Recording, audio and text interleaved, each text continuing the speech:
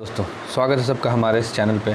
आज हम जिस कंपनी के बारे में बात करने जा रहे हैं वो एक स्मॉल कैप कंपनी है और जिसका मार्केट कैपिटलाइजेशन जैसा कि हम लोग देख सकते हैं 83.5 करोड़ का है और इसका करंट प्राइस है जो अभी जिस प्राइस पे वो ट्रेड कर रहा है 28.6 रुपीज़ है। तो पहले हम लोग कंपनी के बारे में जान लेते हैं। सबसे पहले कंपनी क्या करती है।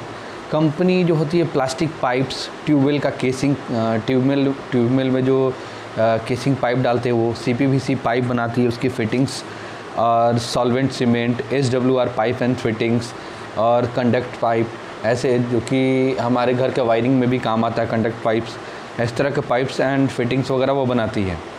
और घर के वॉशरूम वगैरह में जो पाइप्स एंड फिटिंग्स लगती है उसके वो भी ये मैन्युफैक्चरिंग करती है।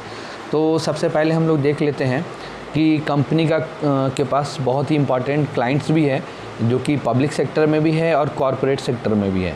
जैसे कि हम लोग public sector in the sense जो सरकारी कंपनीज़ हैं just like BSNL, CDIDCS, Gujarat water supply and sewerage board, Indian railway. Indian railway भी इसका एक इम्पॉर्टेंट क्लाइंट है और गुजरात वाटर सप्लाई भी। और तो और इसका power grid corporation of India ये इसका एक क्लाइंट है। और भी इसका कॉर्पोरेट में क्लाइंट कौन कौन सा है देखते हैं। इसका कॉर्पोरेट में जो क्लाइंट है वो टाटा पावर है, आइडिया है, सीमेंस है, इस तरह की कंपनी इसका क्लाइंट्स है। तो जिस तरह के इसके प्रोडक्ट है उसके बेस पे इनके क्लाइंट्स भी है। तो आइए हम लोग हमने तो ये देख लिया कि कंपनी की मार्केट कैपिटलाइजेशन क्या है। ये सब देखने के बाद हम देख लेते हैं कंपनी का कुछ कॉन्स एंड प्रोज। पहले प्रोज जैसा कि हम लोग देख सकते हैं कि stock is trading 0.939 times of its book value and promoters का जो होल्डिंग है उसने भी लास्ट क्वार्टर में 6.09% से इंक्रीज़ किया। मतलब कंपनी के प्रमोटर्स को अपने कंपनी के ऊपर ज़्यादा भरोसा हो रहा है और इन्हें लग रहा है कि इनकी कंपनी ग्रो करेगी और भी। जैसा कि इनका कुछ क्रोन्स है हम लोग देख सकते हैं।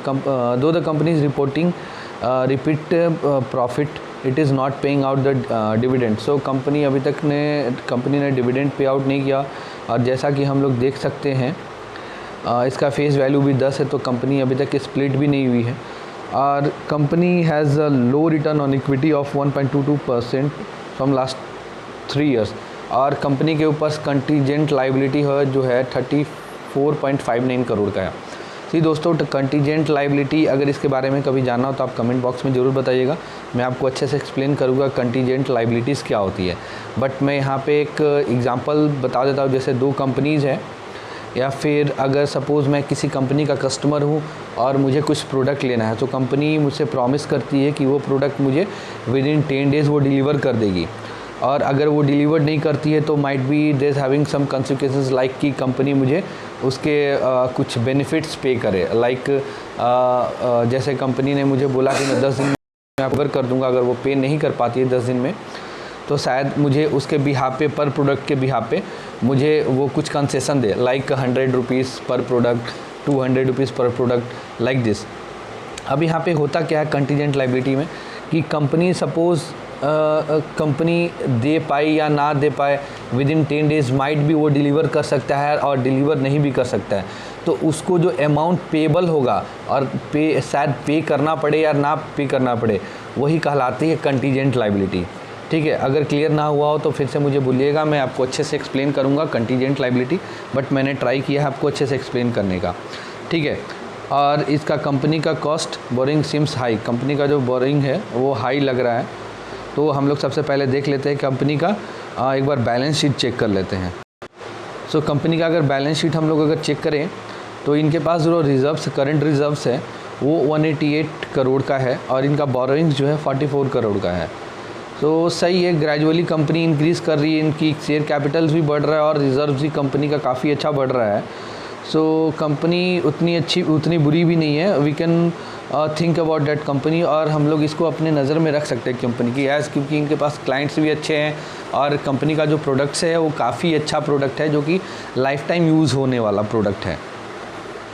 कंपनी का जो शेयर होल्डिंग पैटर्न है जैसा कि हम लोग देख सकते हैं, शेयर होल्डिंग पैटर्न में मार्च 2020 से कंपनी के पास 38.15% की होल्डिंग्स थी जो कि मार्च 2021 में कंपनी के पास जो होल्डिंग्स है 44.24% की होल्डिंग है। डैट मीन्स जैसा कि मैंने बताया था कि कंपनी ने अपना होल्डिंग्स इंक्रीज़ किया है। सो मैं अभी कंपनी का नाम बता देता हूँ। कंपनी का नाम है दोस्तों Texmo Pipes and Products Limited. Texmo Pipes वही है जिसका सोनू सूद भी इनका ब्रांडिंग करते हैं। सो हम लोग देख लेते हैं कंपनी का रिटर्न एक दिन में कितना था और एक साल में कितना है कंपनी का। हम लोग देखते हैं कंपनी ने एक साल में लगभग 164.19% का इसने प्रॉफिट दिया है। 164.19% से कंपनी की शेयर प्राइस इंक्रीज़ की है। और इसका फाइनेंशियल अगर हम लोग देखें तो फाइनेंशियल्स में देख सकते हैं कि कंपनी का रेवेन्यू जो है 65.07% से इंक्रीज़ हुआ है। नेट इनकम 149.14% से इंक्रीज़ हुआ है। सी जैसा कि हम लोग देख सकते हैं इधर 65.07 नेट इनकम इनका इंक्रीज़ हुआ है 149.14% से। डाइल्यूट EPS है इसका 122.45% और नेट प्रॉफिट मार्जिन जो है इसका 50.91% है और ऑपरेटिंग इनकम 48.33% है। तो कंपनी काफ़ी अच्छा कर रही है जैसा हम लोग देख सकते हैं। और कंपनी का टेक्समो पाइप्स एंड लिमिटेड का इसका ब्रांडिंग भी करते हैं अपना Sonu Sood. So we can keep focus on this company and अगर अच्छा लगे तो हम लोग इसको परचेस कर सकते हैं। It's up to you. So बस दोस्तों आज के लिए बस इतना ही। दोस्तों मैं एक चीज़ बोलना चाहूँगा कि जब भी हम लोग कंपनी का देखें तो ये हम लोग ज़रूर देख लें कि कंपनी के ऊपर जो कंपनी का जो प्रमोटर्स है उनका जो होल्डिंग्स है वो कहीं प्लेज तो नहीं है, कहीं गिरवी तो नहीं रखी हुई है। तो ये ज़रूर देखें और प्रमोटर्स होल्डिंग ज़रूर स्ट्रांग होनी चाहिए और कंपनी बिल्कुल स्ट्रांग हो तभी आप इन्वेस्ट करने का सोचें। सो बस आज के लिए बस इतना ही। बाकी नेक्स्ट कंपनी के साथ मैं अगली वीडियो में आऊँगा ज़रूर और आपको बताऊँगा अपडेटेड।